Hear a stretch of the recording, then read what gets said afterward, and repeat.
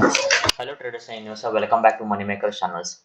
My self Sachin Dev ने आज का वीकली एनालिसिस वीडियोस में अपन लोग देखेंगे निफ्टी बैंक निफ्टी का एनालिसिस और दो सेक्टर ऐसे हैं जो ब्रेकआउट दे रहे हैं। पहला सेक्टर का नाम है आईटी इंडेक्स, दूसरा सेक्टर का नाम है ऑटो इंडेक्स है। और दो स्टॉक्स ऐसे हैं कि जो ब्रेकआउट दे रहे हैं और एफआईडीएस का भी डेटा देखेंगे। तो चलो चलते स्क्रीन पे।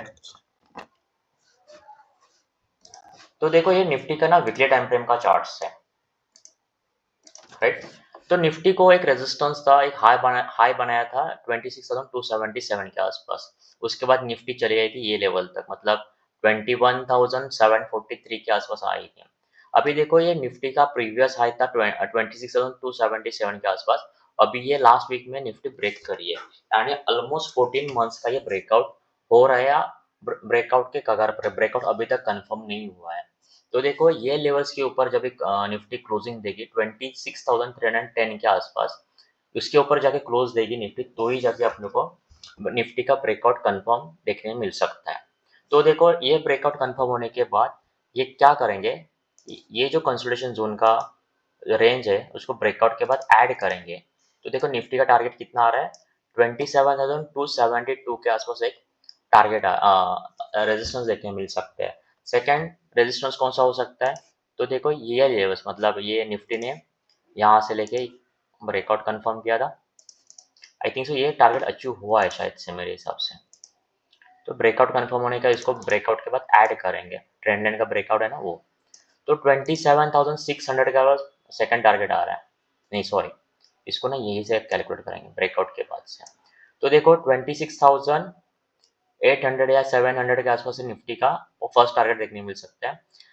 इनकेस ये लेवल्स ब्रेक होने के बाद या ये लेवल्स के ऊपर क्लोज होने के बाद निफ्टी का सेकंड टारगेट मिलेगा अपने को, रेजिस्टेंस देखने मिल सकता है 27,275। और फाइनल रेजिस्टेंस कौन सा लेवल के आसपास देखने मिलेगा, तो देखो निफ्टी ने ये लेवल से करेक्शन देखने चालू किया था, तो यहाँ से लेके ये लेवल तक अपन लोग प्राइस रेंज कैलकुलेट करेंगे और ब्रेकआउट के बाद ऐड करेंगे, बराबर है। तो देखो चलो देखते हैं। तो निफ्टी को अपसाइड कौन सा लेवल पे रहेगा, तो देखो निफ्टी को लेवल्स आ रहे हैं 30,000 के आसपास आ रहा है। पहला टारगेट रहेगा अपना ये लेवल्स 30,000, हाँ 30,000, 32,000 के आसपास एक टारगेट देखने मिल सकती है। ये शॉर्ट शॉर्ट ड्यूरेशन का टारगेट हो सकता है 2-3 साल का वगैरह। तो निफ्टी ये लेवल तक जा सकती है। अभी चलते देखते हैं बैंक निफ्टी का चार्ट चेक कर लेते हैं। तो बैंक निफ्टी को देखो, बैंक निफ्टी ने एक ही रेंज में या हायर आए हायर जोन में ही ट्रेड कर रही है, कभी भी इसका ट्रेंड नेगेटिव नहीं हुआ है, राइट। तो देखो निफ्टी ने बैंक निफ्टी का चार्ट है नहीं है, ट्रेंड फॉलोअर चार्ट सही है। तो देखो बैंक निफ्टी को ये लेवल देखने मिल सकती है अपना 61,000 के आसपास बैंक निफ्टी जा सकती है। तो ये लेवल्स पे जाने के बाद एक थोड़ा बहुत अपने को एक छोटा सा साइडवेज जा सकती है निफ्टी, या छोटा मोटा करेक्शन देखने मिल सकता है बैंक निफ्टी में। ओके, मैं बैंक निफ्टी पे नेगेटिव नहीं हूँ, बैंक निफ्टी स्ट्रॉन्ग है चार्ट के हिसाब से। ये बैंक निफ्टी साइडवेज जा सकती है ये लेवल्स पे ऐसा, ठीक है। अभी देखते हैं आईटी इंडेक्स का चार्ट चेक कर लेते हैं। तो आईटी इंडेक्स को डेली टाइम फ्रेम का चार्ट देख लेते हैं। इसमें मैं डिलीट करके दिखा देता हूँ आपको। तो ये लेवल्स देखो आईटी इंडेक्स को, ये यहाँ से एक रेजिस्टेंस था, तो यहाँ पे 2-3 बार अटेम्प्ट करने के बाद अभी ब्रेकआउट कंफर्म कर रहा है ये इंडेक्स है। तो एक रेजिस्टेंस ये है देखो, और ये एक रेजिस्टेंस मार्क कर लेते हैं। तो आईटी इंडेक्स देखो ये 1-2 बार अटेम्प्ट करने के बाद अभी ये आईटी इंडेक्स यहाँ ब्रेकआउट के कगार पर, अभी भी ब्रेकआउट कंफर्म नहीं हुआ है। हमेशा देखो रिजेक्शन पर रिजेक्शन आ रहे हैं, मगर आईटी इंडेक्स अभी डेली टाइम फ्रेम पे स्ट्रॉन्ग लग रहा है, मतलब ट्रेंड रिवर्स कर रहा है। देखो हमेशा इसका ट्रेंड नेगेटिव ही था, अभी जाके क्या हुआ है ना, ये अभी ये लेवल्स था, इसको एक प्रीवियस आया था, अभी ये लेवल्स के बाद अभी ये ब्रेकआउट कंफर्म कर रहा है या ट्रेंड रिवर्स कर रहा है, नेगेटिव से लेके अभी पॉजिटिव में आ रहा है। अगर अपन बोल सकते हैं कि डाउन ट्रेंड से ये इंडेक्स अप ट्रेंड में आ रहा है, राइट, ठीक है। तो एक स्टॉक एक इंडेक्स है, अभी ये लेवल्स ब्रेक होने के बाद आईटी इंडेक्स का रेजिस्टेंस कौन सा रहेगा, 39,490 के आसपास है, राउंड फिगर में बोलेंगे 39,500 के आसपास। तो ये एक रेजिस्टेंस है आईटी इंडेक्स को, और ये ब्रेक होने के बाद ऑल टाइम हाई भी देखने मिल सकते हैं अपने आईटी इंडेक्स में।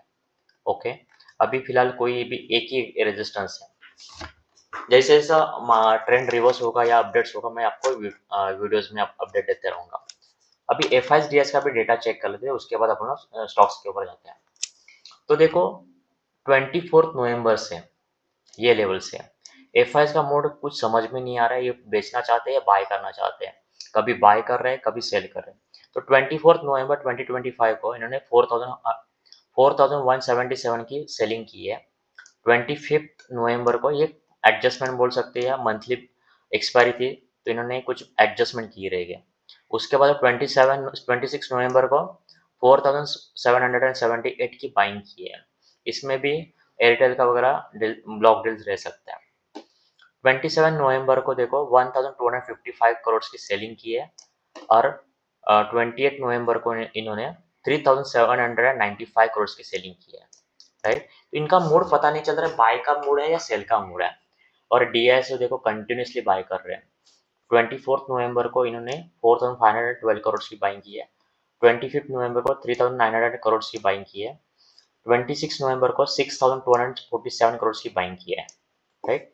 अभी देखो 27 नवंबर को इन्होंने 3940 करोड़ की बाइंग की है और 28 नवंबर को देखो 4148 करोड़ की बाइंग की है।